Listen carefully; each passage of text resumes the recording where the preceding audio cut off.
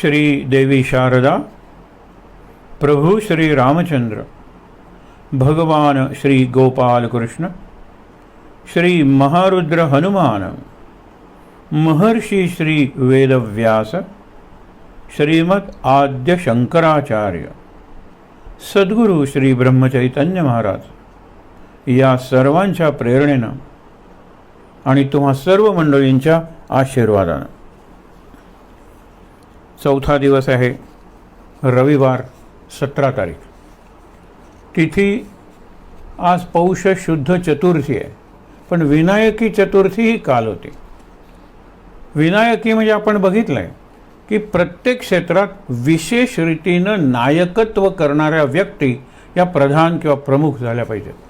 आध्यात्मिक क्षेत्रात विशेष नायकत्व केलेल्या ज्या व्यक्ती आहेत त्याच्यात सर्वात वरचा क्रम शंकराचार्यांचा लागेल. म्हणजे धार्मिक गोष्टी आणि आध्यात्मिक गोष्टी यांचं एवढं सुंदर त्यांच्यात विभाजन दिसतं. त्यांनी धर्माला उडवून नाही लावलं, पण धर्मापेक्षा वर आत्मा, अध्यात्म, परमार्थ, मोक्ष या गोष्टी आहेत. संन्यासाला त्यांनी महत्त्व दिलं, ते स्वतः संन्यासी होते म्हणून, परंतु त्यांनी कर्म किती केलं. 32 वर्षात एवढं वाङ्मय निर्माण करणं, एवढा प्रवास करणं जो आपण आज बघणार आहोत, आणि मुख्य म्हणजे एवढी स्थापना करणं मठांची.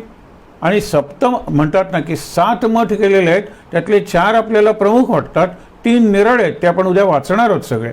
आणि मुख्य म्हणजे कांची कामकोटी जे उपपीठ होतं, पण ते त्यांचं सगळ्यात आवडतं होतं. आपण आज तो सगळा इतिहास पाहणार आहोत. पण पौष महिना म्हणला ना की पूषण ही ती देवता असते. पौष महिना हा धार्मिक कार्यासाठी निषिद्ध मानलेला असतो. म्हणून करोनापूर्वीच्या काळात की 2 असे कालावधी असतात की ज्या वेळेला कार्यालयं ही रिकामी असतात, कारण कोणतेही महत्त्वाचे समारंभ घडत नाहीत. आणि त्यामुळे समजा भूमिपूजन बाहेर केलं तरी रिसेप्शन वगैरे द्यायला आपण कार्यालय हल्ली भाड्याने घेतो, बारशाला घेतो. पण या पौष महिन्यात शक्यतो बरेचसे धार्मिक कार्यक्रम होत नाहीत. देवाला प्रसाद म्हणजे कौलही लावला जात नाही तर अनेक ठिकाणी. म्हणून आध्यात्मिकदृष्ट्या पौष महिना जास्त महत्त्वाचा आहे. म्हणून म्हणत नाही, म्हणजे धार्मिक आणि आध्यात्मिक अशी विभाजन करू नका, पण धर्माचा ज्या पद्धतीने आपण व्यवहार करतो ना, लक्षात ठेवा, तो आध्यात्मिक कमी आणि अनाध्यात्मिक जास्त आहे. मग टिळे लावायचे, भस्माचे आडवे पट्टे ओढायचे, निरनिळ्या मण्यांच्या माळा घालायच्या आणि वाटेल तसं जीवन जगायचं. आपण फार विचार केला तर आपल्यालाच कळेल की तत्व धर्माची असतात ना, ती पुस्तकातच राहतात. धर्माची जर ही गोष्ट आहे तर संविधान आपलं जे आहे, कॉन्स्टिट्यूशन ऑफ इंडिया, त्याच्यात जी तत्व आहेत ना ती पुस्तकात राहणार हे उघडच आहे. रामकृष्णांचं अप्रतिम उदाहरण आहे हो.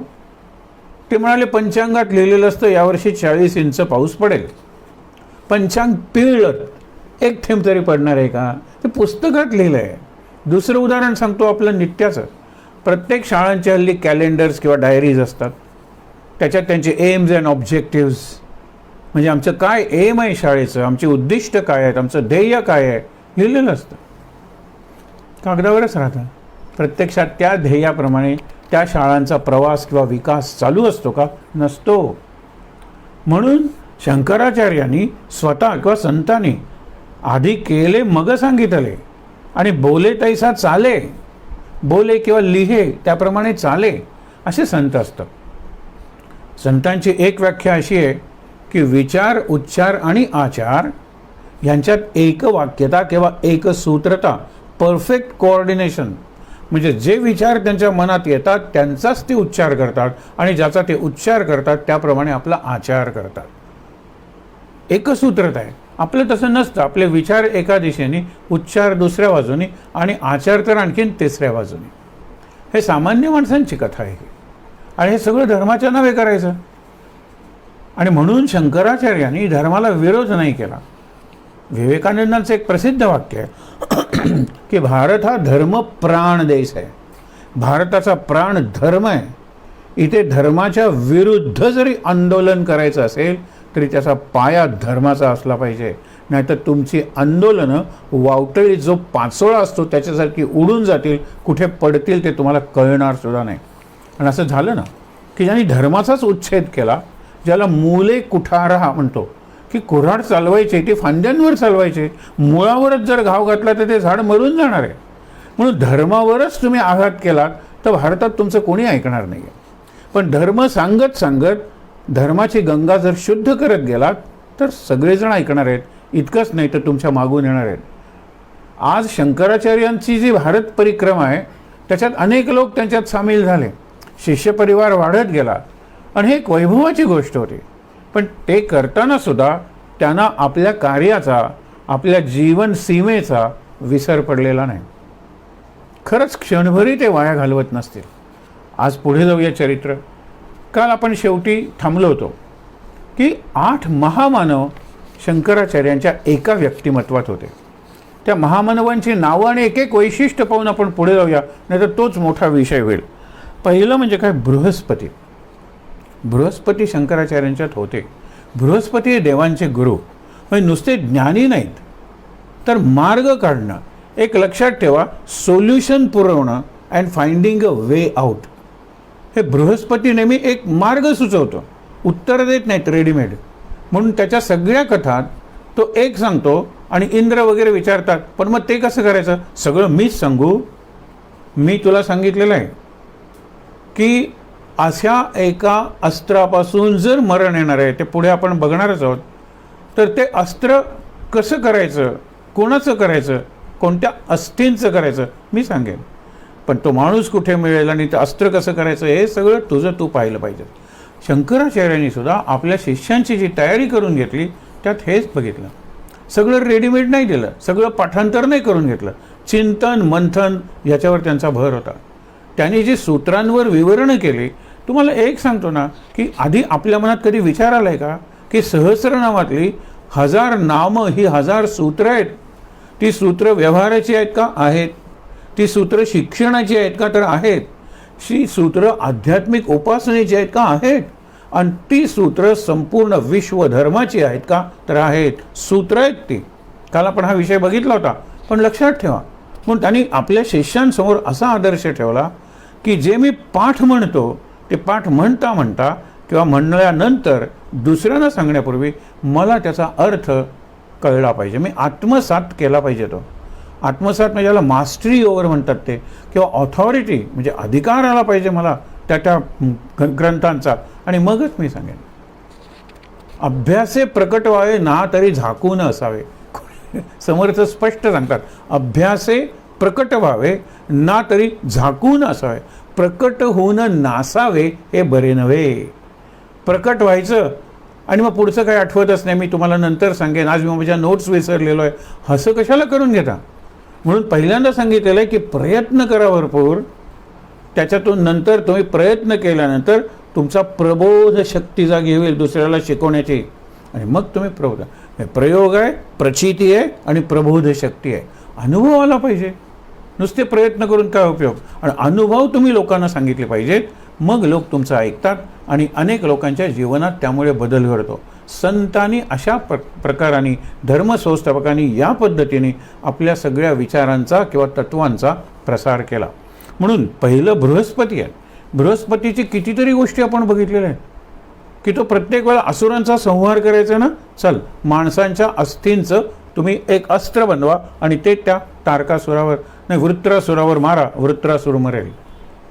मग ते दधीची ऋषी वगैरे सगळी, पण त्यांनी मार्ग सांगितला कोणी? बृहस्पतीने. दुसरा मार्ग एक सहज सांगतो, सुंद उपसुंद मरत नाही आहेत, कारण त्यांनी सांगितले, मागून काय घेतलं, एकमेकाशिवाय आम्हाला जगातलं कोणीही मारू नये. आणि ते म्हणतात आपण कधी भांडायचं नाही, आपण रोज प्रेम करायचं. अंघोळ झाल्यानंतर एकमेकाला मिठी मारून म्हणतात माझं तुझ्यावर प्रेम आहे, माझं तुझ्यावर प्रेम आहे, जेवल्यानंतर मिठी मारून, कारण ते सतत रिमाइंड करत गेलं पाहिजे. कशावरून तरी आपल्यात जर संघर्ष निर्माण झाला तरच आपला नाश होणार आहे. आणि मग त्यासाठी काय करूया, हे तर आटोपेनासे झालेले आहेत. इंद्र गेला, त्यांनी सांगितलं की विश्वकर्म्याला सांगा की प्रत्येक गोष्टीतला तीळ तीळ सुंदर घेऊन एक सुंदर तयार कर स्त्री, अशी सुंदर की स्वर्गातल्या अप्सरासुद्धा तिच्यापेक्षा कमी सुंदर असतील.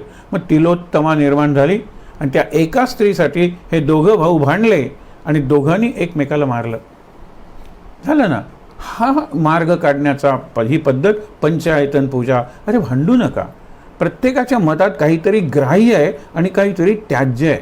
त्याज्य आहे ते सोडून देऊया, ग्राह्य आहे त्याचा स्वीकार करूया. असं तुमचं मत, तुमचं मत, तुमचं मत, तुमचं मत असं करत करत एक सार्वमत, एकमत तयार करूया की जे सर्वांना मान्य असेल. हा केवढा सुंदर प्रयोग होता. त्याच्यानंतर ध्रुव. ध्रुवाच्या 2 गोष्टी आहेत. एक म्हणजे अत्यंत लहान वयात निश्चयाने तो बाहेर पडलेला आहे काय की मी देवाला मागणार अढळपद. आणि दुसरं म्हणजे 6 महिन्यात वासुदेव प्रकटला त्याच्यासमोर. इतक्या कमी काळात नाही. आपण वाचतो ऋषींनी हजारो वर्ष तपश्चर्या केली, राक्षसांनी तर हजारो वर्ष तपश्चर्या केली. 6 महिन्यात ध्रुवाला कुणी मार्गदर्शन केलं? मंत्र नारदांनी दिला. पण बाकी सगळं मार्गदर्शन पहिल्यांदा सगळं खाऊन आपण करूया, पहिला महिना नाही. मग आपण काय करूया की अन्नाचा त्याग करूया, रस पिऊन राहूया, नंतर रसाचा त्याग करूया, एक हात वर करूया. असं करत करत करत 6व्या महिन्यात तो वासुदेव, ओम नमो भगवते वासुदेवाय, वासुदेव प्रकट झाला.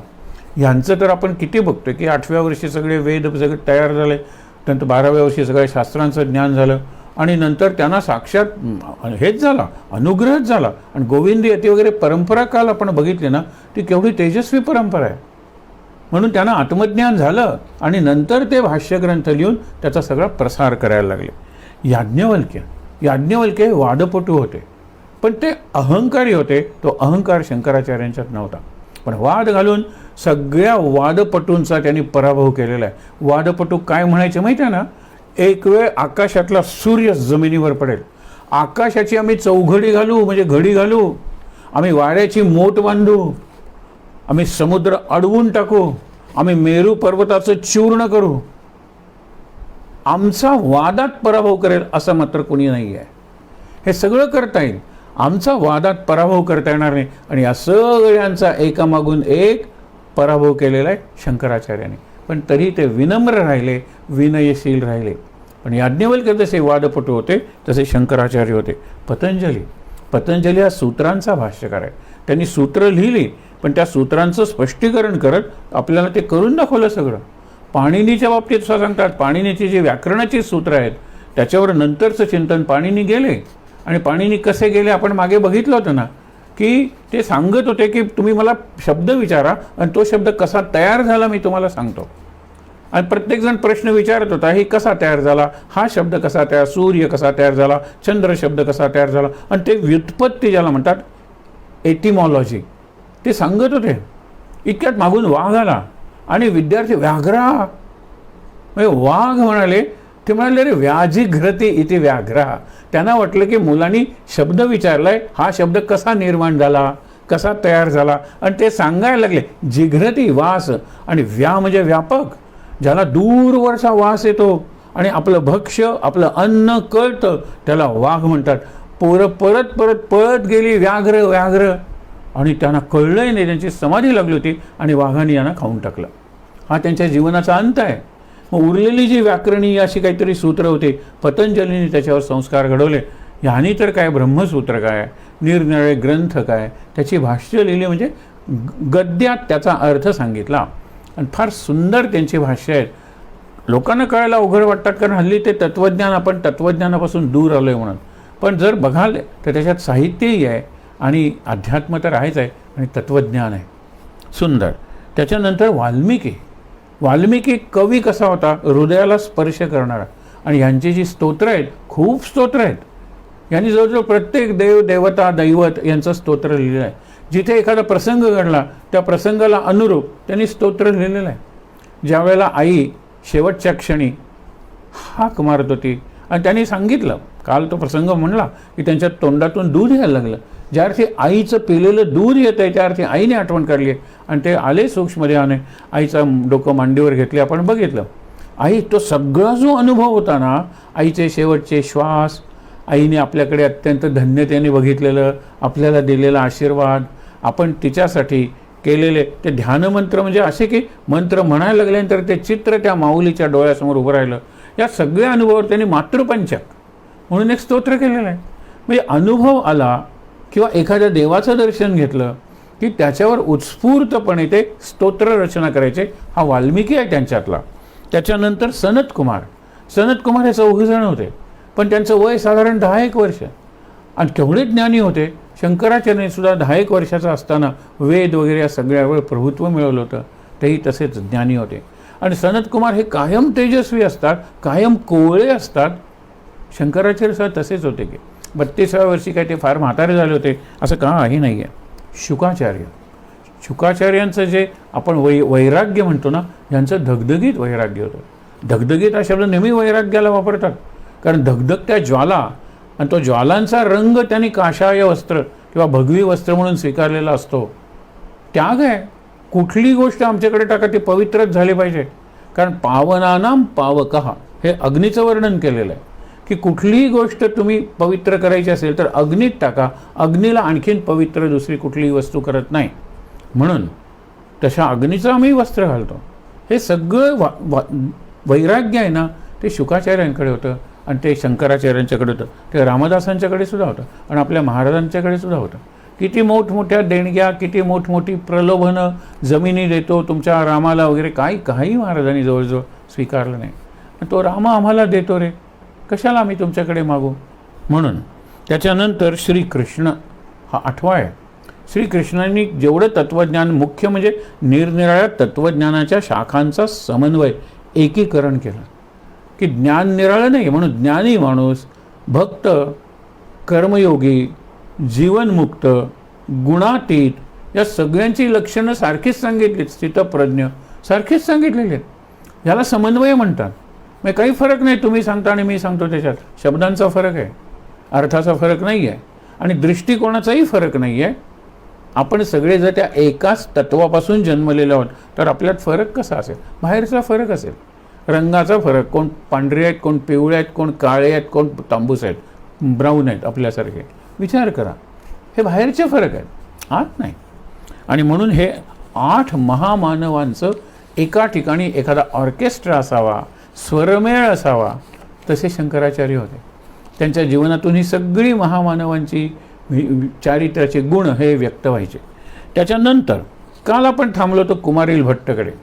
आपण थोडक्यात बघूया. कुमारील भट्टांनी बघितलं की जैन आणि बुद्ध वगैरे सारखी तत्त्वज्ञान आहेत ती खूप चांगली आहेत, पण त्यांचा ज्या पद्धतीने आचार केला जातोय त्याप्रमाणे अतिरेकी हिंसा जशी वाईट आहे तशी अतिरेकी अहिंसासुद्धा समाजाला रक्षणासाठी वगैरे वाईट आहे.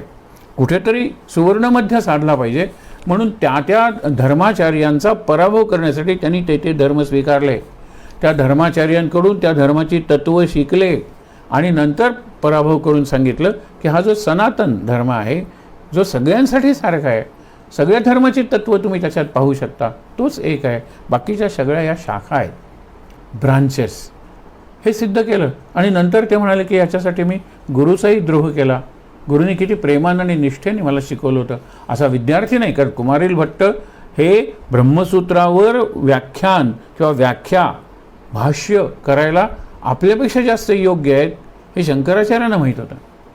म्हणून ते म्हणाले प्रायश्चित्त. मग काल आपण बघितलं, कड्यावरून उडी टाकली, एक डोळा गेला फक्त, बाकी काही झालं नाही.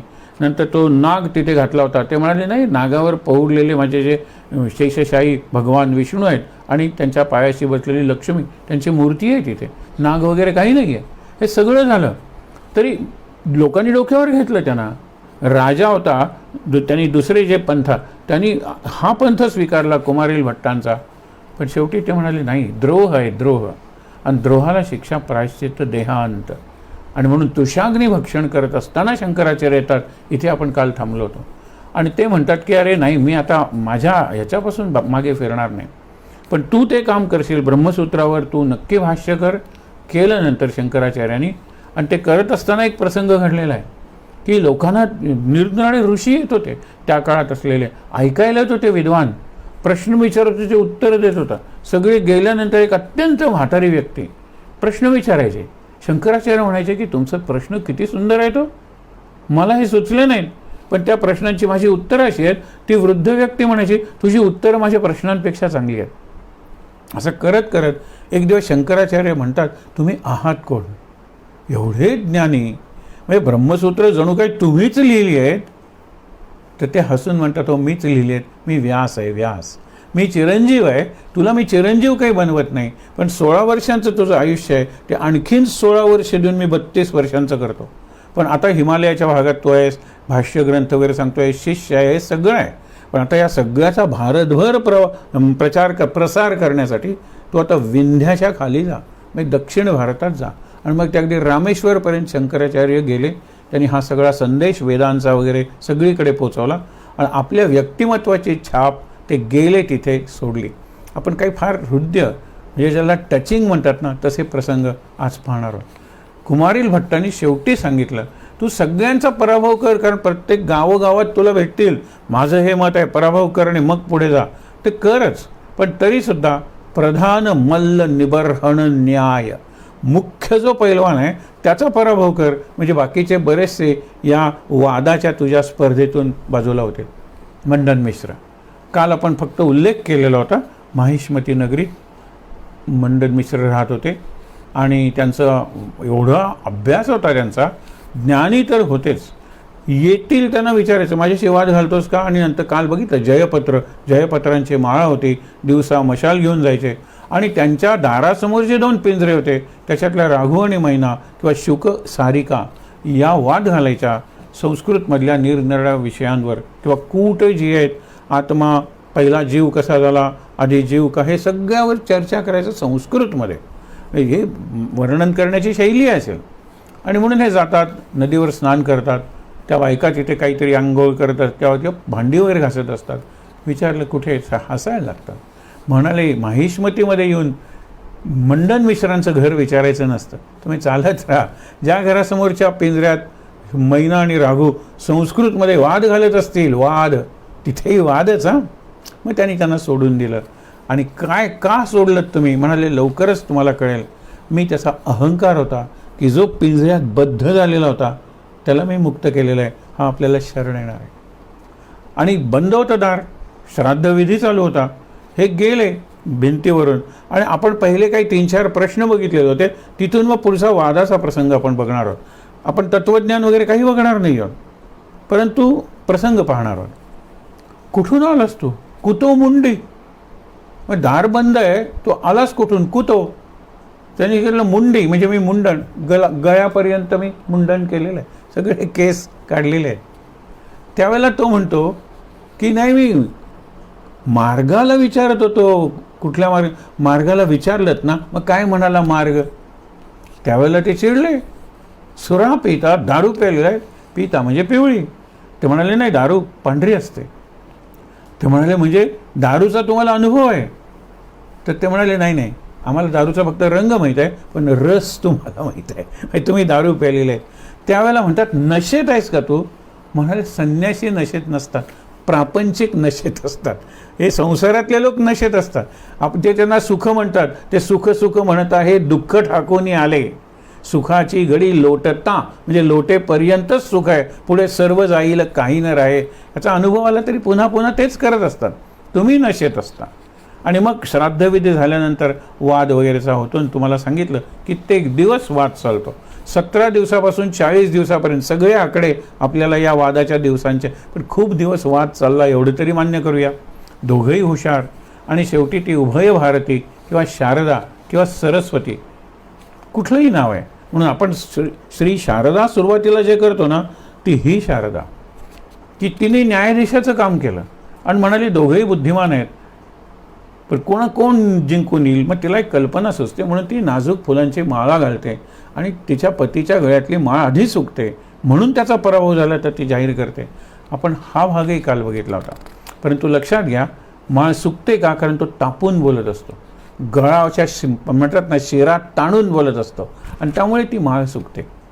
आणि नंतर ती म्हणते माझा पराभव कर. वैवाहिक प्रश्न विचारते. ते म्हणतात काही हरकत नाही. अमृक राजाच्या शरीरात हे प्रवेश करतात. म्हणाले महिनाभर मी राहीन आणि महिनाभर माझा देह तुम्ही सांभाळा, मग मला परत या देहात यायचं आहे आणि तिच्याकडे जाऊन उत्तरं द्यायचे.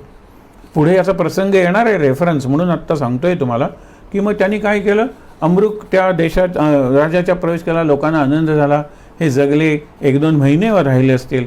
आणि त्यांनी त्या अनुभवावर आधारित अमृशतक नावाचा ग्रंथ लिहिला. शतक म्हणजे 100 श्लोक.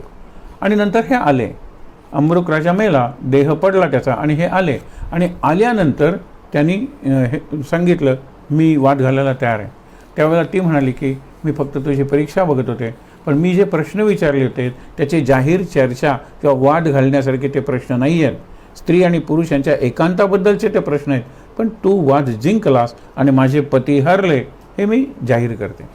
आणि मग यांनी गृहस्थाश्रम सोडून संन्यासाश्रम घेतला. ते खरंच बुद्धिमान होते. पण त्यावेळेचे जे वाद होते ना, तो वादे वादे जायते तत्वबोधा. आजचे वाद कसे आहेत? वाद, वितंडवाद, वादच वाद आणि पुढे लवाद, काहीतरी नेमलं पाहिजे ना. आणि संपतच नाही आपला, संवाद होत नाही आणि त्यामुळे परिसंवाद होत नाही. संतांनी संवाद साधला. ज्ञानेश्वर म्हणतात की परिसंवाद आहे हा सगळा. एक जण बोलतायत आणि बाकीचे सगळे त्याला रिॲक्ट करतायत, स्वतंत्रपणे प्रतिक्रिया देत आहेत आणि ती प्रतिक्रिया लक्षात येते वक्त्याच्या आणि मग वक्ता बोलतोय, असा तो परिसंवाद आहे ज्ञानेश्वरी वगैरे. म्हणजे विचार करूया, आपण सुद्धा संवादाच्या दिशेने जाऊया. त्याच्यासाठी शंकराचार्यांनी काय काय केलं हा विषय. आणि नंतर त्यांना सुरेश्वराचार्य नाव ठेवलं, संन्यास दीक्षा दिली आणि ते नंतर म्हणाले की नर्मदेच्या भागात मला राहायचं आहे, तपश्चर्या करायला, मला हा परिसर आवडतो. ते म्हणाले काही हरकत नाही, राहा, गरज असेल त्यावेळेला बोलवेन. आणि त्याप्रमाणे आता पुढे मठ वगैरे बघणार आहोत.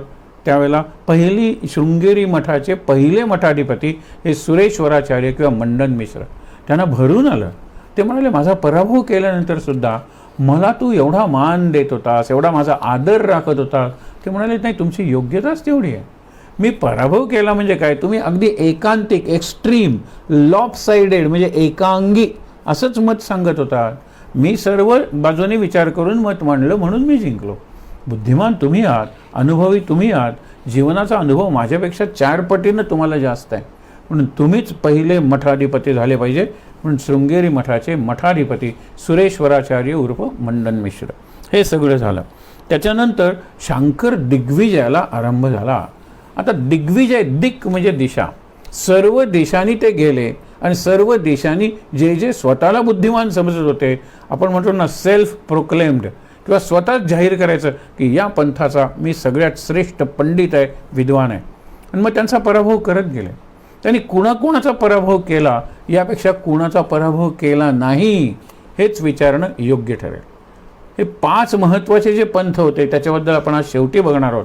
पण 5 महत्त्वाचे पंथ: गणपतीची पूजा करणाऱ्यांचा गाणपत्य, सूर्याची पूजा करणाऱ्यांचा सौरपंथ, शक्तीची देवीची पूजा करणाऱ्यांचा शाक्तपंथ आणि महत्त्वाचे 2 पंथ: विष्णूचे वैष्णव आणि शिवाचे शैव. हे 5 पंथ. याच्याशिवाय होते पंथ त्याचा जैन काय किंवा बौद्ध काय, किंवा याच्याही पेक्षा आपण म्हणूया की पांचरात्र म्हणून एक पंथ होता. आणि त्यांचे सुद्धा भक्तीकडे बघण्याची दृष्टी निराळी असेल, ती अत्यंत सीमित किंवा संकुचित असेल. ज्ञान सर्वश्रेष्ठ आहे हा सिद्धांत सांगतच होते, पण ज्ञान अद्वैताचं ज्ञान. अद्वैत म्हटल्यानंतर भक्ती कर्म वगैरे सगळं आलंच की ते एकच आहे, काही फरक नाही आहे, पैलू निराळे आहेत जरा, एवढं ते सांगत होते. त्याच्यानंतर कापालिक, चार्वाक, हे दोघांबद्दल सांगायला पाहिजे. चार्वाकांचं तत्वज्ञान काय माहीत आहे ना? भस्मीभूतस्य देहस्य पुनरागमनम कुतः. जाळलेला देह काही परत येणार आहे का? नाही ना. म्हणून शेवटच्या क्षणापर्यंत ऋण काढून सण करा. ऋणम कृत्वा घृतम पिबेत. घृत म्हणजे तूप. तूप प्यायचे, पैसे नाही आहेत ना, कर्ज काढा, मरा. मेल्यानंतर त्या कर्जाचं तुम्हाला काय लागतंय? तुम्ही काय परत येणार आहात ते कर्ज फेडायला? देहाच्या पातळीवरचं तत्वज्ञान आहे. उपभोगाच्या चंगळवाद आपण म्हणतो ना सध्या, तसं हे तत्वज्ञान आहे. चार्वाक. तिकडे एपिक्युरियस आणि एपिक्युरियन फिलॉसॉफी म्हणतात, तीच ईट ड्रिंक बी मेरी. आपण बघितलं होतं मागे, ईट ड्रिंक अँड बी मेरी. इथे कुठेतरी संयम आहे. तेवढंच का, तेवढंच प्या की आनंद साजरा करण्यासाठी शुद्धीवर राहा. खूप प्यायचं, खूप खायचं आणि डुकरासारखं असं करत, ज्याला ग्रंटिंग लाईक अ हॉग म्हणतात, गटारात पडायचं. आणि गटारात असताना अजून धुंदी उतरलेली नाही आहे तर त्रैलोक्याचं राज्य मी सम्राट आहे असं समजायचं, तसं बडबडायचं. आणि ज्या वेळेला धुंदी उतरेल त्यावेळेला अरे बापरे, गटार आहे की, गटारात होतो मी. विचार करा, हे कसलं हे. आणि म्हणून ते म्हणायचे की तुम्ही जी प्रपंचात अडकलेली माणसं आहात ती कायम धुंदीत असतात. आणि ही धुंदी अशी असते, आपण कोण आहोत याची तुम्हाला जाणीवच नाही. तुम्ही सम्राट खरंच व्हायच्या योग्यतेच्या आहात, पण ज्याप्रमाणे तुम्ही राहता त्याप्रमाणे तुम्ही भोगांचे राजे बनता होता. आणि भोगांचे उपभोगांचे राजे रोगाकडे तुमचा प्रवास चालू होतो. भोगाकडून रोगाकडे. आमचा कसा असतो? त्यागाकडून योगाकडे. योग पाहिजे का रोग पाहिजे? आणि भोग पाहिजे का त्याग पाहिजे? चॉईस आपला आहे. सगळं प्रपंच करता करता, प्रपंचातले भोग घेता घेता तुम्ही त्याग करू शकता. बापरे, इतकंच खाल्लेलं आहे बास, आता इथून पुढचं नाही, आहे ते गाईला देऊया, आहे ते अतिथींना देऊया. हा त्याग आहे. मी भोग घेतलेला आहे. असा माणूस आरोग्यवान राहील, आजारी पडणार नाही अति खाल्ल्यामुळे. पुढे काय सांगितलेलं आहे? हां, की ज्या वेळेला ते यात्रा करायला तर चार्वाकांचा सुद्धा तत्त्वज्ञानाचा त्यांनी पराभव केलेला आहे. त्याच्यानंतर कापालिक. कापालिक म्हणजे कपाल भैरव हा त्यांचा देव आहे. कपाल म्हणजे माणसाची कवटी. ते कवटीतून वगैरे पाणी पितात किंवा रक्त पितात बऱ्याच वेळेला. त्यांना नरबळी द्यायचा असतो. आणि शंकराचार्यांच्या जीवनातला हा एक रोचक प्रसंग आहे. रोचक म्हणजे इंटरेस्टिंग. ते एकटेच आहेत, पोहून एक कापालिक त्यांच्याकडे येतो आणि म्हणतो की मला नरबळी द्यायचा आहे. तो एक सम्राट तरी असला पाहिजे किंवा यती सम्राट असला पाहिजे. यती किंवा राजा. थोडक्यात मला राजा कसा मिळेल, मी राजाला नरबळी कसा देऊ, पण तुम्ही योग्य मला नरबळीसाठी दिसता. त्यावेळेला ते म्हणाले आजूबाजूला बघ, माझे शिष्य नाही आहेत ना, एकटेच आपण जाऊया, मला दे बळी तो.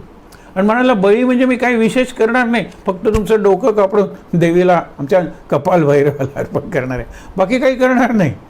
मी तुमचे हातपाय वगैरे मी तोडणार नाही, फक्त शिरकमल. काय गंमत आहे. शंकराचार्य गेले शांतपणे. मग त्यांनी त्याला आंघोळ घातली असेल काय सगळं, कारण बळी तयार करायचा असतो ना, फुलांच्या माळा वगैरे घातल्या असतील. आणि खडगानी म्हणजे तलवारीनं त्यांचं डोकं उडवणार. या क्षणातच जवळजवळ त्यांचा पद्मपाद नावाचा सनंदन, काल बघितलं ना की तो नदीवरून चालत आला आणि त्याच्या पायाखाली कमळ आलं आणि त्या कमळावरून तो चालत आला म्हणून त्याला पद्मपाद. हा खूप तयारीचा माणूस होता. पुढे आपण बघणार आहोत अभिनव गुप्त नावाच्या एका माणसाने काय केलं शंकराचार्यांना, आणि पद्मपाद त्यांनीच त्यांना कसं वाचवलं. आत्ता पद्मपाद हा नृसिंहाचा भक्त होता. त्यांनी क्षणात जिथे हा गुहेत प्रसंग घडत होता, ह्यांनी स्वतः सिंहाचा अवतार घेतला आणि सिंह म्हणून त्याच्यावर करून त्याचा नरडं फोडलं आणि त्या कापालिकाला तिथे मारून टाकलं आणि आपल्या गुरुचा प्राण वाचवला. आणि म्हणाले हे तुम्ही काय करत होतात?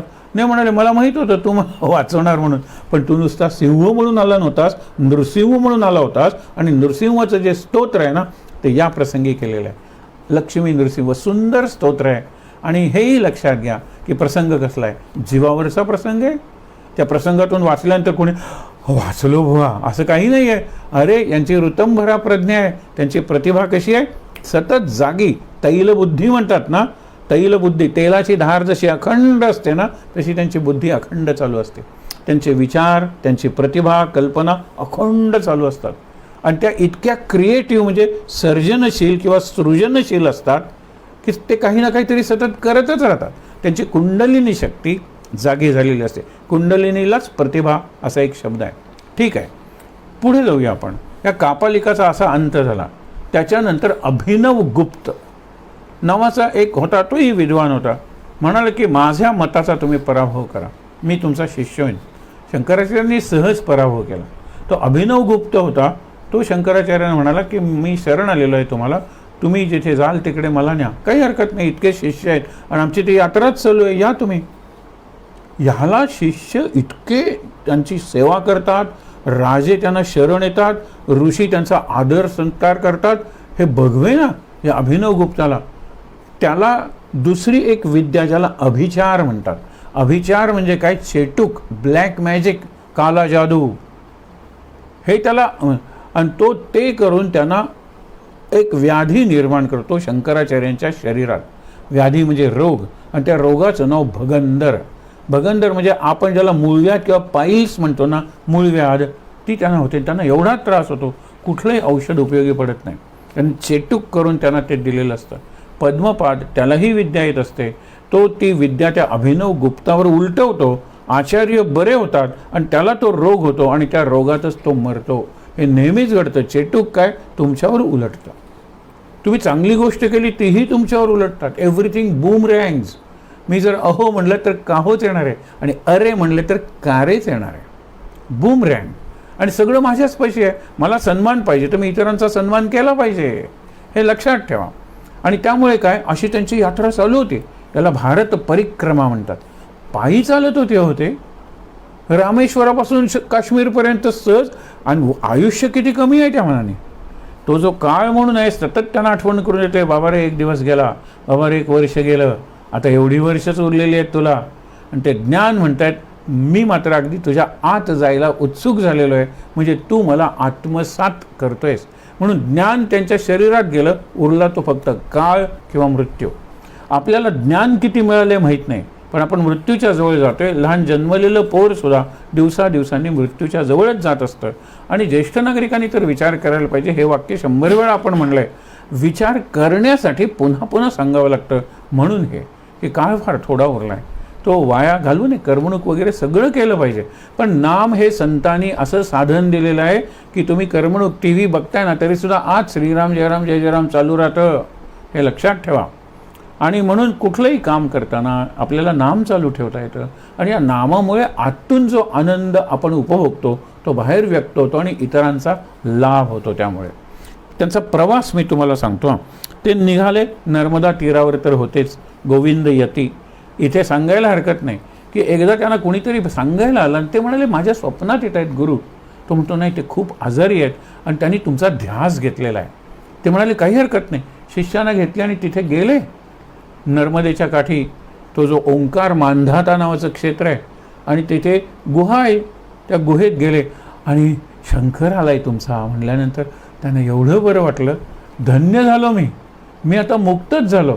आणि मी तुला आशीर्वाद देतो की जे कार्य आम्हा ऋषींचं आहे, आपल्या गुरु परंपरेचं आहे, ते तुझ्याकडून सगळ्यात चांगल्या पद्धतीने सिद्ध होणार आहे. माझा आशीर्वाद आहे. आणि गुरुनी तिथे प्राण सोडलेला आहे. म्हणजे आईच्या शेवटच्या क्षणी ते पोचले होते आणि गुरु माऊलीच्या शेवटच्या क्षणी पोचले होते. म्हणजे शंकराचार्य म्हणायचे की संन्याशाला भावना नसतात असं नाही आहे. विवेकानंदांचं सुद्धा आपण बघितलेलं आहे की त्यांचा एक गुरुबंधू हिमालयात अतिसार म्हणजे डिसेंट्री किंवा डायरिया, आणि तिथे कुठलंही औषध त्याला मिळत नाही आहे. तो अगदी मरायला टेकलेला आहे. लूज मोशन्स एकामागून एक व्हायला लागलेले आहेत. त्यावेळेला यांच्या डोळ्यात पाणी आलं. त्यावेळेला प्रमदादास मित्राजी त्यांना ज्ञान शिकवत होते, वेदांत. ते म्हणाले, अरे रे, मला वाटलं होतं की तुझ्या रूपानं एक चांगला विद्यार्थी मला भेटलेला आहे, पण गुरुबंधू आजारी आहे हिमालयात, आपण काशीला आहोत. ह्या कल्पनेनं तुझ्या डोळ्यात पाणी आलं. तो म्हणतो, म्हणजे ज्ञान मिळवून जर पत्थर देईल, पाषाण हृदय व्हायचं असेल तर मला ज्ञानच नको. वेदांती माणसांनी वृक्षच असायला पाहिजे. मी तुम्हाला सांगतो ते लक्षात घ्या. आम्ही स्वामी आहोत, आम्ही संन्यासी आहोत, आम्ही साधू आहोत. हे विश्वचे माझे घर. म्हणजे तुमच्यापेक्षा जास्त लोकांच्या यातना किंवा वेदना लक्षात आल्या की आमच्या डोळ्यातून पाणी येतं. पण लक्षात ठेवा, त्या अश्रूंवर आमचा अधिकार असतो. त्या अश्रूंच्या पुरात आम्ही वाहून जात नाही. तुम्ही बघाच.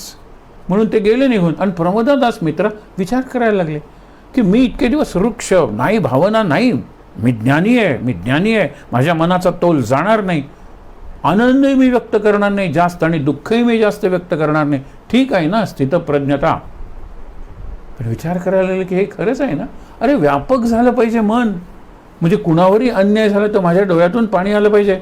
पण ते हळवे अश्रू नाही आहेत, रडवे. ते भावना प्रधान आहेत आणि मी वाहून जात नाही. उलट ते अश्रू मला जिथे वाईट घडतंय तिथे वाहून नेतात आणि माझ्याकडून कार्य करून घेतात. काही दिवसांनी परत आले आणि म्हणाले, माझा तो गुरुबंधू वाचला, मृत्यूच्या तोंडातून आम्ही त्याला बाहेर काढलं. पण ते म्हणाले, या मधल्या काळात तू जे सांगून गेलास शेवटी मला ते पटलं. कारण त्यांचं वाक्य काय होतं की जर वृक्ष आणि भावना शून्य बनायचं असेल तर मला ज्ञान नकोच म्हणाले. मला कर्मभक्ती पुरेशी आहे, ध्यान पुरेसं आहे.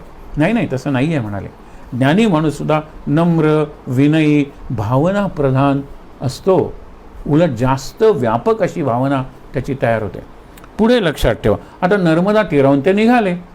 पश्चिम किनाऱ्याने निघाले, गिरनारला आले. गिरनार स्थान दत्ताचं. पायऱ्या चढून, त्यावेळेला पायऱ्या नसतील कदाचित, पण गेले. त्यांना सागराच्या तीरावरून जाणं जितकं सोपं होतं तितकंच अरण्यातून जाणं होतं. कारण वयाच्या 9व्या वर्षी कालडी या केरळच्या याच्यापासून ते नर्मदेपर्यंत आलेले आहेत ना, गुजरातपर्यंत. म्हणजे केरळ आहे, मध्ये कर्नाटक आलेलं आहे, मध्ये महाराष्ट्र आलेलं आहे, गुजरात आलेलं आहे. तिथे चालत आलेलं आहे ते लहानपणी. आता काही फार मोठे नाहीत पण बरोबर शिष्य होते ना. म्हणून ही यात्रा होती, त्याला भारत परिक्रमा विवेकानंदांच्या बाबतीतही म्हणलं होतं. आणि तुम्ही लक्षात घ्या की ज्याला खऱ्या अर्थाने देशाची सेवा करायची त्यांनी तो देश फिरून पाहिला पाहिजे. आणि हेलिकॉप्टरमधून नाही, पुराची जशी पाहणी करतात तसं नाही, पायी चालत गेलं पाहिजे, त्यांच्याबरोबर राहिलं पाहिजे. कुठल्या तरी एका बाईच्या झोपडीत जाऊन तिच्याबरोबर जेवलो आणि म्हणजे मी तिच्यासारखा झालो, कॉमन नसतो. हे फक्त मिमिक्स म्हणतात त्याला, किंवा गिमिक्स. ह्याला काही अर्थ नाही, गिमिक्स आहे. ह्यांनी शंकराचार्यांनी तसं नाही केलं, पायी चालत गेले. विवेकानंद पायी चालत गेले, रामदास स्वामी पायी चालत गेले. या सगळ्यांनी पायी चालत आपण म्हणतो ना, उत्तर दक्षिण पूर्व पश्चिम भारत पायी घातलेला आहे. महाराजांच्या बाबतीत म्हणतात 3दा त्यांनी भारत भ्रमण केलेलं आहे महाराजांनी. म्हणून त्यांना मानवी स्वभावाचं एवढं ज्ञान होतं. म्हणून गिरनारपासून प्रभास क्षेत्रात गेलेले आहेत. प्रभास क्षेत्राचा कृष्ण आणि बलराम यांच्या जीवनाशी संबंध येतो. बलरामाने आपल्या जीवनाचा शेवट समाधी ध्यान लावून समाधी अवस्थेत देह गेलेला आहे त्यांचा, तो प्रभास क्षेत्री गेलेला आहे. प्रभास हे गुजरातच्या तिथे सोमनाथ वगैरे, कारण तिथून ते सोमनाथला आले. सोमनाथला दर्शन घेतलं आणि प्रत्येक ठिकाणी त्यांनी स्तोत्र रचना केलेली असते. किती स्तोत्र आहे तो त्याच्या नावे. द्वारका त्यांच्या कृष्णाची आवडते. कृष्ण त्यांचा आवडता देव होता. कृष्णाष्टक, अच्युताष्टक त्यांनी केलं. इथे गोविंदाष्टक केलं. प्रत्येकाचं नाव गोविंदाष्टक. द्वारका बघितली आणि फार बरं वाटलं त्यांना. नंतर महाराष्ट्रात प्रवेश केला.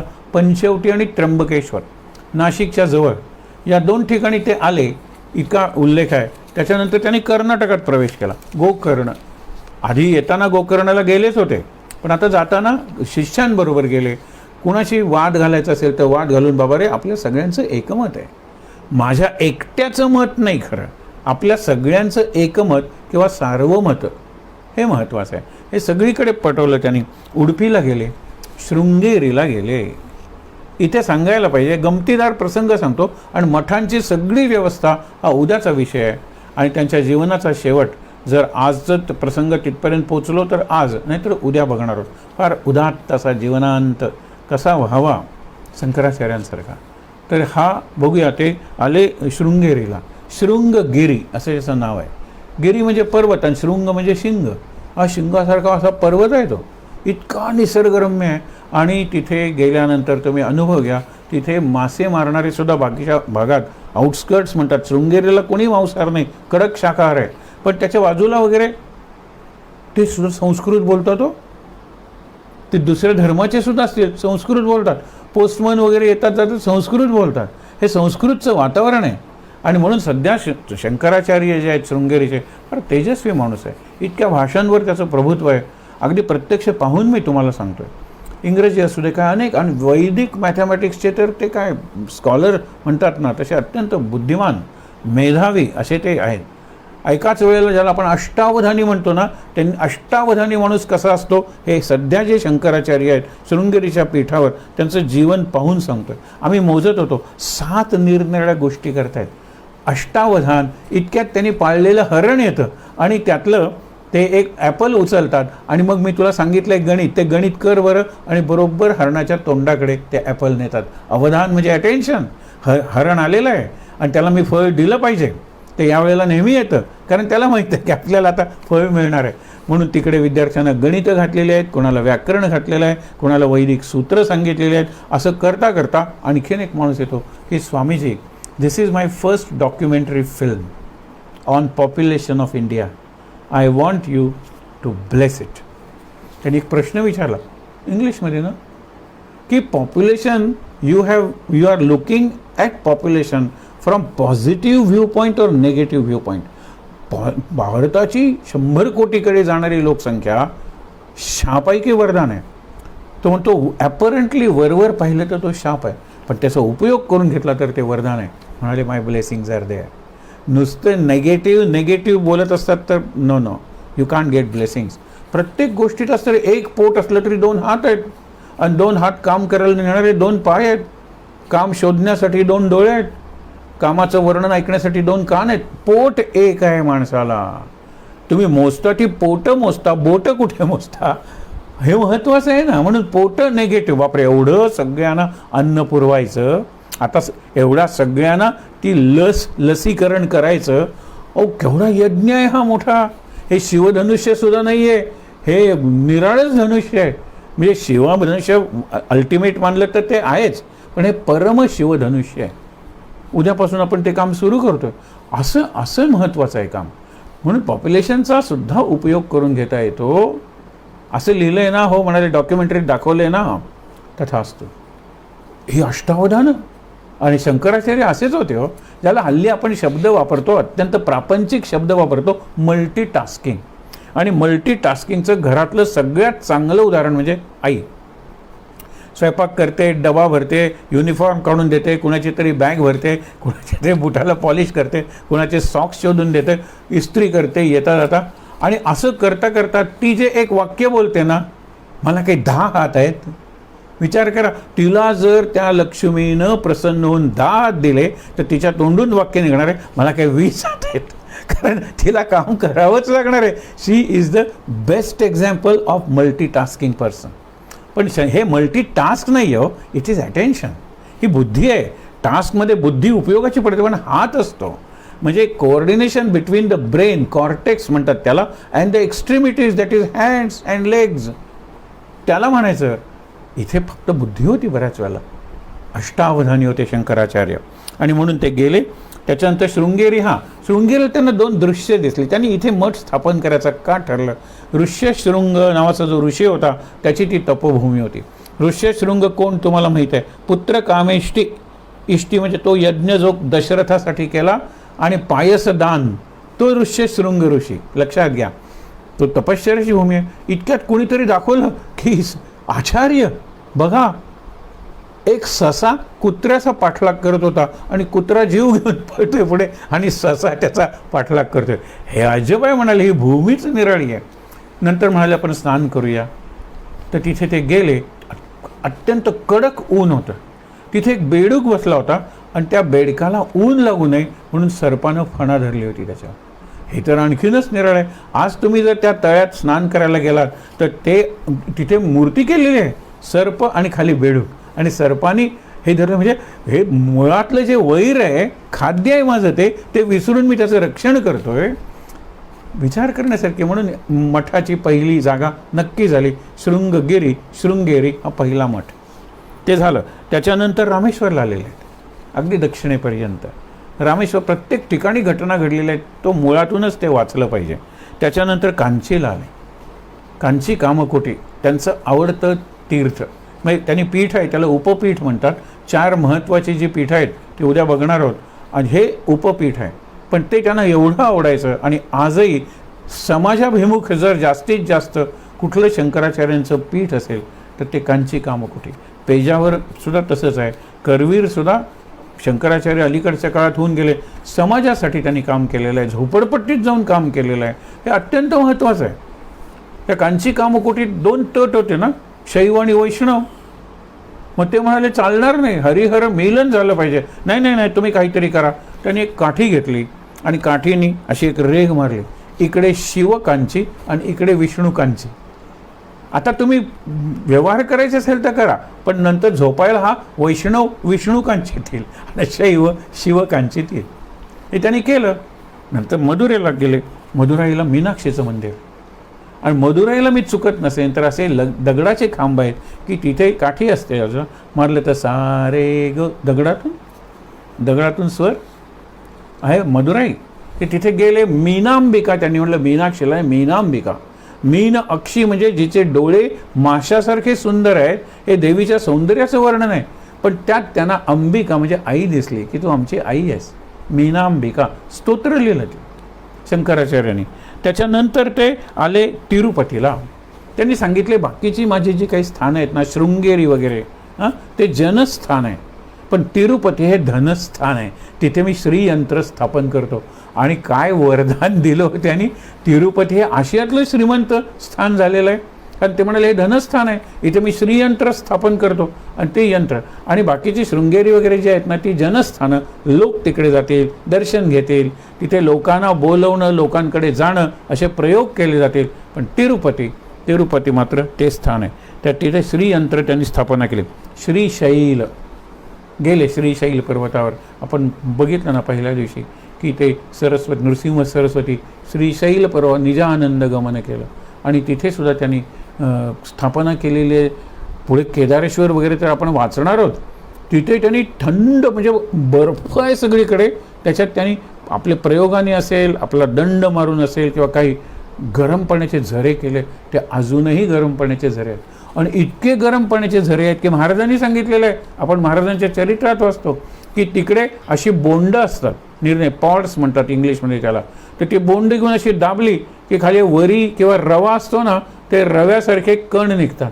ते तुम्ही पंचात, वालो म्हणतो आपण त्याला, पंचा, त्या पंचात घातले आणि पाण्यात धरले ना, पाणी जवळजवळ उकळणार असतं, शिरा तयार होतो. आणि म्हणाले ती गोड असतात, त्याला साखर वगैरे घालावी लागत नाही, पोट भरतं म्हणाले. हे पाणी तिथे निर्माण केली कुंड. म्हणून केदारेश्वर असू दे, बद्रीनाथ असू दे, ही जी आपण आज चारोधाम वगैरे म्हणतो, या चारोधामांची अगदी सुरुवातीची, आता काय केवढा विकास झाला असेल, आत्ताचा विकास म्हणजे पर्यटन स्थळ. आता त्याच्यातली धर्मयात्रा शब्द गेलेला आणि जत्रा शब्द आलेला आहे, हे लक्षात ठेवा. पण ठीक आहे ना, त्यानिमित्ताने केदारला एवढी मोठी शोकांतिका घडली, केदारनाथ वगैरे, आता परत सुरू झालेलं आहे. ते वाईट नाही, आपण सगळ्याचं स्वागत करायचं. कालाय तस्मै नमः हे रडत म्हणायचं नाही. काय करायचं, पोरं अभ्यास करत नाही, कालाय तस्मै नमः रडत का म्हणायचं? कालाय तसं. आता मोबाईल आलेला आहे, बरोबर, मोबाईल आपण लोकांना पचलेला नाही आहे. हां, नको त्या साईट्स बघत राहतात आणि चांगल्या साईट्स बघायला वेळ नाही किंवा यांना सुचत नाही, बरोबर आहे. कालाय तस्मै नमः. हा काळच पुढे मोबाईलचा उपयोग अति झाला की मोबाईल फेकून नवीन काहीतरी येईल, किंवा मोबाईलमधल्या फक्त भद्र म्हणजे चांगल्या, अभद्र नाही अशा साईट्सना ते व्हिजिट करायला लागते, असं बघतील, मोबाईलचा चांगला उपयोग करतील. आणि म्हणून लक्षात ठेवा की ज्या वेळेला ते गेले श्रीशैल, नंतर त्यांनी सांगितलं काश्मीरमध्ये शारदा पीठ आहे. आता कुठे शैल पर्वत दक्षिण भारतात आहेत, विंध्य ओलांडून खाली ये, आणि काश्मीरमध्ये शारदा पीठ आहे. 4 दरवाजे आहेत त्याला, 4ही दिशांना, आणि तिथे जे मूळ आहेत ते विद्वानच आहेत, आणि प्रत्येक त्या 4ही दरवाज्यावर ते बसलेले असतात. आमचा पराभव केलं की हे दार उघडलं जाईल, नाहीतर शारदा कोणालाही भेटणार नाही, सोडून आम्हाला, आम्ही पूजा करायला, आरती करायला तर बाकीच्यांनी प्रवेश नाही. पण बाकीचे निरनिराळ्या दिशेने लोक आले आणि 3 दारं उघडली गेली, पूर्व, पश्चिम आणि उत्तर. दक्षिणेकडचं दार बंद आहे. हे कळल्यानंतर ते म्हणाले आपण जाऊया की. चालत केवढा प्रवास, म्हणजे मला कमाल वाटते या लोकांची.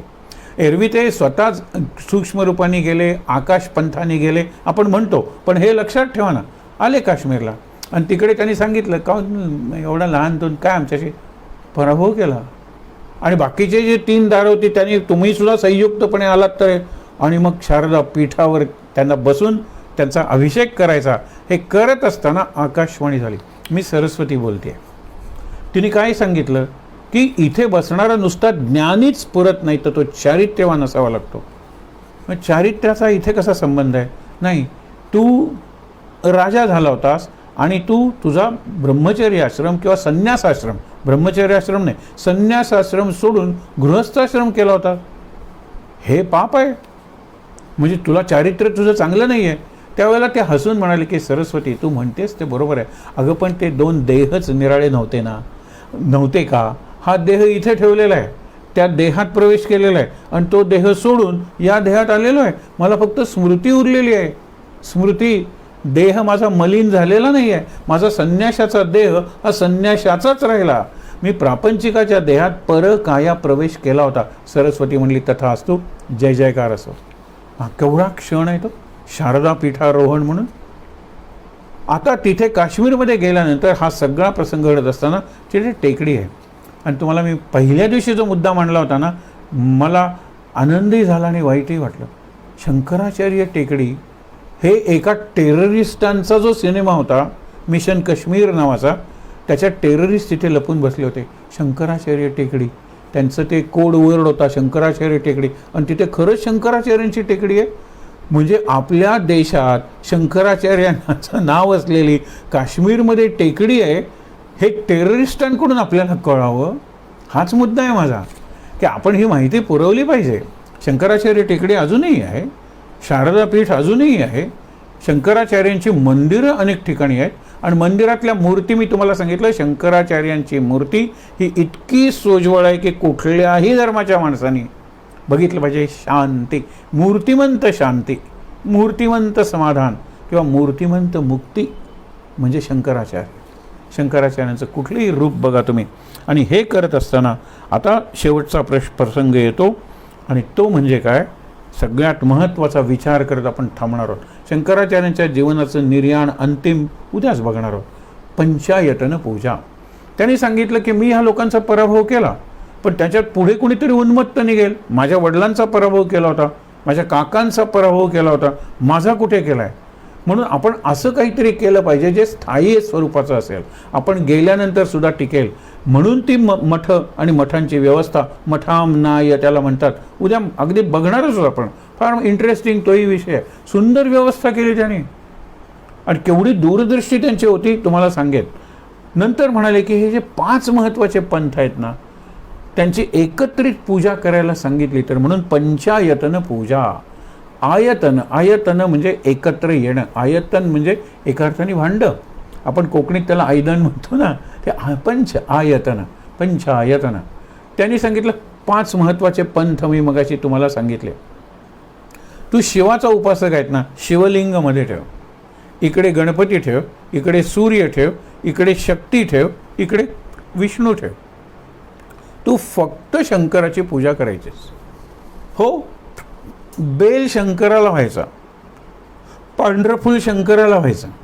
हो हो, चालेल की मग हे 4 देव ठेवायला हरकत नाही.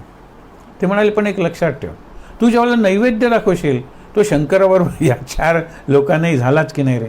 तुम्ही अगदी प्राणाय स्वाहा, अपानाय स्वाहा, उदानाय स्वाहा सगळ्यांनाही मिळाला. तू ज्यावेळेला आरती करशील ना, त्यावेळेला आरती शंकराचीच म्हणशील, पण ओवाळली जाते तो प्रकाश या बाकीच्या नाही मिळाला ना. तुझी घंटा वाजवशील, त्या घंटेचा जो मंजूळ ध्वनी आहे ना, तो या सगळ्या बाकीच्या देवाने ऐकायला आला ना. आणि तू नैवेद्य दाखवशील, त्या नैवेद्याचा रंग, त्या नैवेद्याचा स्वाद, त्या नैवेद्याचं लक्षात ठेवा की सगळंच यांनाही मिळणार आहे. कारण तुझा शंकरसुद्धा काही तू दिलेला नैवेद्य प्रत्यक्ष खाणार नाही. स्वीकार करण्याची त्यांची जी पद्धत आहे इतर जणांची आहे. तू त्यांना दाखव, अगदी दूध दाखव, त्याच्यात साखर मिसळलेली आहे, त्याच्यात केशर घातलेलं आहे, त्याच्यात वेलची घातलेली आहे. रंग निराळा आहे केशराचा वगैरे, स्वाद निराळा आहे वेलचीचा वगैरे, साखरेची रुची निराळी आहे आणि दुधाचा रंग बघा. प्रत्येक बघितलं तर एक जीव झालेला आहे. सगळ्यांना तो नैवेद्य मिळणार आहे. तू फक्त शंकराची पूजा कर. वैष्णवाला सांगितलं तू फक्त विष्णूची पूजा कर. आज आपण त्याला मोठे परिसंवाद नाही, कमिशन्स बसवतात. इमोशनल इंटिग्रेशन ऑफ इंडिया, भारताची भावनिक एकात्मता मार्ग अशा पंचायतन पूजेतून जाणार आहे. हा देवाच्या पूजेतूनच गेला पाहिजे असं नाही. जसं आपलं राष्ट्रगीत आहे, आपल्या राष्ट्रगीतात आता काही राज्यांचा उल्लेख नाही आहे. ते म्हणतील आंध्र कुठे, आंध्र नाही, मग सिंधच्या ठिकाणी आंध्र घाला. सूचना आली होती, पंजाब, आंध्र, गुजरात, मराठा, केरळ कुठे. आम्ही कशाला राष्ट्रगीत म्हणायचं. हा मुद्दा येईल बघा काही दिवसात. नाहीतर ते सगळ्यांचे काळ किंवा सारे जहां से अच्छा हिंदुस्तान हमारा, हे दुसऱ्यांनी लिहिलेलं. तो इक्बाल तो पाकिस्तानात गेला. मग तुम्ही करणार का वंदे मातरम. नाही, आम्ही वंदे मातरम म्हणणारच नाही. भारतातली एक मोठी अशी कम्युनिटी म्हणते. मग तुमचं राष्ट्रगीतच असणार आहे की नाही, हा प्रश्न आहे. विचार करूया आपण. ज्या वेळेला आपण पंचायतन पूजेचा विचार करतो त्यावेळेला त्याच्या इतकं इंटिग्रेशन, कारण देवांच्या पूजेत आपलं कर्म असतं, आपलं ज्ञान असतं, आपला भाव असतो म्हणजे भक्ती असते, आणि आपलं ध्यान असतं, आपलं समर्पण असतं. मुख्य म्हणजे आपली शरणागती असते पूजेत. म्हणून पंचायतन पूजा हा भारताच्या भावनिक एकात्मतेकडे जाण्याचा एक सुंदर, आपण शॉर्टकट म्हणतो ना, असा जवळचा मार्ग आहे, पण निश्चित मार्ग आहे आणि सोपा मार्ग आहे. शंकराचार्यांचं यासाठी तरी स्मरण केलं पाहिजे, पंचायतन पूजा आणि ती कल्पना आहे. त्या ठिकाणी शांत बसूया. आपल्या जीवनात आपण शंकराचार्यांनी हे सर्व मतांचं खंडन नाही केलं, मंडन केलं. पण अशा खंडन म्हणजे तोडून काढणं आणि मंडन म्हणजे मांडणं. पण अशा पद्धतीने मांडणी केली की कुणालाही वाटू नये आपलं मत श्रेष्ठ आहे. आत्ता नैवेद्याचं उदाहरण दिलं ना, मी साखर आहे म्हणून गोड झालं आहे. त्यावेळेला दूध म्हणेल पण मी दूध नसते तर तू कशात विरघळणार होतेस. इतक्यात केशर हसून म्हणतं अरे सुंदर रंग आलेला आहे, फ्लेवर. आणि वेलची म्हणतं की माझा नाहीतरी निराळाच स्वाद आहे, नाही रंग जरी माझा काळा असला तरी. हे सगळे मिळून नैवेद्य होतात. तो पुजारी म्हणतो चुप बसा, काय प्रत्येक मी स्वतंत्र आहे, मी श्रेष्ठ आहे, तुम्ही सगळे मिळून नैवेद्य होता. ही जी भावना आहे ना, ही भावना आज आपल्या देशाला आवश्यक आहे. म्हणून म्हटलं शंकराचार्य हे द्रष्टे होते. आपल्या देशाची, समाजाची नाडी त्यांना बरोबर कळलेली होती. आणि नाडी परीक्षा, निदान आणि त्याच्यावरचे उपाय. मला वाटतं उद्याचा हा जो विषय आहे, सगळ्यात सुंदर विषय, शांत.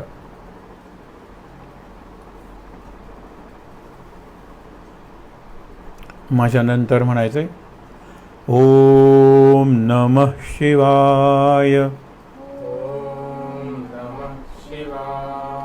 ओम नमः शिवाय. ओम नमः शिवाय. ओम नमः शिवाय. ओम नमः शिवाय. ओम नमः शिवाय. शांत शक्तिमंत्र. सर्वमंगलमांगल्ये शिवे सर्वार्थसाधिके शरण्ये त्र्यंबके गौरी नारायणी नमोस्तुते. जय नारायणी नमोस्तुते. शांतिपाठ. ओम सहनाववतु सहनौ भुनक्तु सह वीर्यं करवावहै तेजस्विनावधीतमस्तु मा विद्विषावहै. ओम शांति शांति शांति. तीनदा दीर्घ श्वासोच्छ्वास.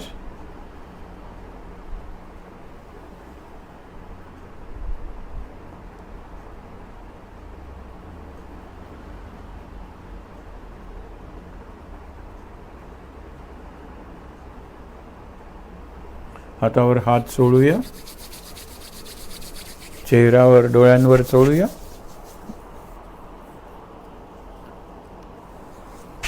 अगदी सावकाश डोळे उघडून समोर असलेली तेजस्वी पण तरीही शांत सोज्वळ अशी शंकराचार्यांची प्रतिमा, साक्षात शंकराचार्य बसलेले आहेत तसेच सद्गुरुनाथ आणि वाङ्मयी मूर्ती शंकराचार्यांच्या चरित्राची, जीवनाची, म्हणजे ज्याला मिशन म्हणतात त्या कार्याची दर्शन घेऊया.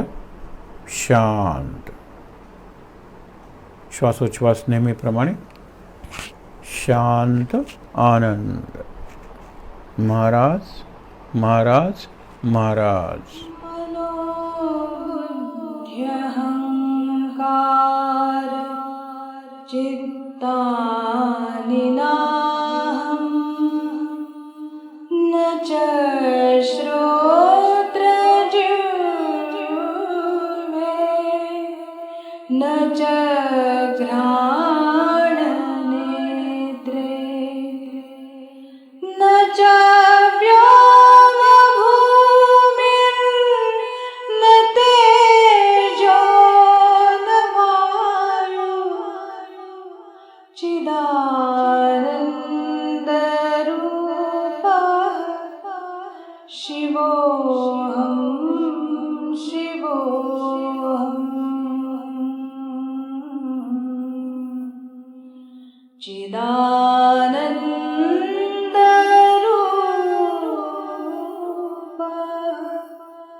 शिवोऽहम्.